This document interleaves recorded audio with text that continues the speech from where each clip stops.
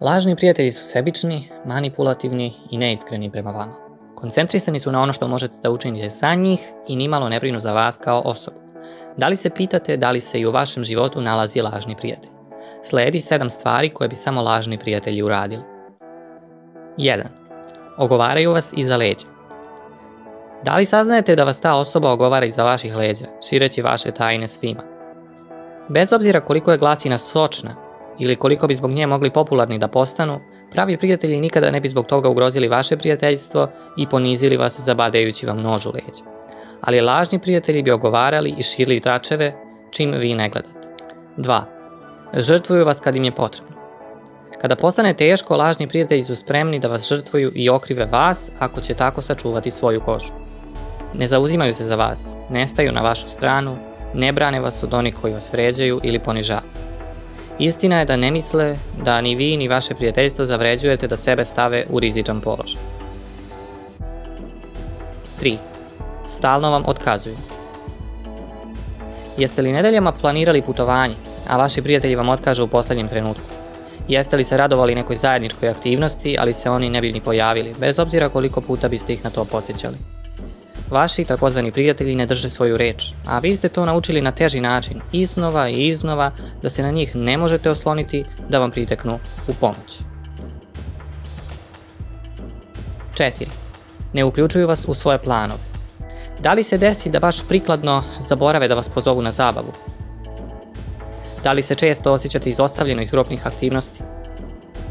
Čak i ako vi njih zovete i uvrštavate ih u svoje planove, oni naprosto ne čine isto za vas. 5. Zovu vas samo kad im je potrebna usluga. Da li vam sljedeća situacija djeluje poznato? Hej, slušaj, znam da se dugo nismo čuli, ali mi treba velika usluga. Da li možeš da mi pomogneš? Molim te. Ako vas prijatelj zove samo da vam traži uslugu, onda je to verovatno lažni prijatelj. Lažni prijatelji misle da je u redu da se ne čujete nedeljama, a onda iskoče sa uslugom koja im treba ni ne trudeći se da znaju ko ste, jer ste im vi samo sredstvo da reše svoj problem. I onda kada dobiju ono što su želeli, ponovo će nestati iz vašeg života. 6. Daju vam polovične komplimente. Da li su vam govorili: iznenađujuće dobro si to uradio, ili bio si bolje nego što bih očekivao od tebe, ili izgledaš mnogo bolje nego obično? Polovični kompliment je za lažne prijatelje način da vas ponize, ali da to izgleda kao pohvala.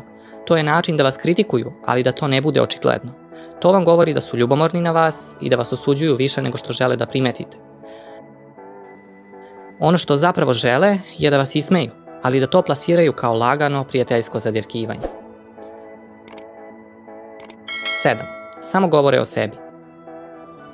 Da li neprestano govore samo o sebi, svojim problemima i onome što se dešava u njihovom životu? Da li vas samo otkače kada želite da pričate o svojim razmišljanjima i osjećanjima? Da li se čini kao da ne obraćaju pažnju na teme koje ne uključuju njih? Komunikacija između vas izgleda jednostrano, jer su lažni prijatelji okrenuti samo sebi i bezobzirni su.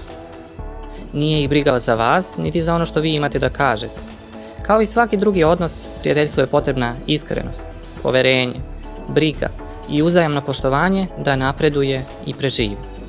Kada su u pitanju lažni prijatelji, primetit ćete da ove stvari nedostaju. Da li vam je neko konkretno pao na pamet tokom ovog videa? Da li ste iskusili lažno prijateljstvo ranije? Podelite to u komentarima ispod. Iako je bolno kada se za ljude koje ste smatrali bliskim prijateljima ispostavi da to nisu, ispostavlja se da je još bolnije da nastavljate da poričete istinu i da drugujete sa onim ko nije dobar po vas. Ako vam se sviđa ovaj video, podržite naš rad i zapratite kanal. Hvala na gledanju.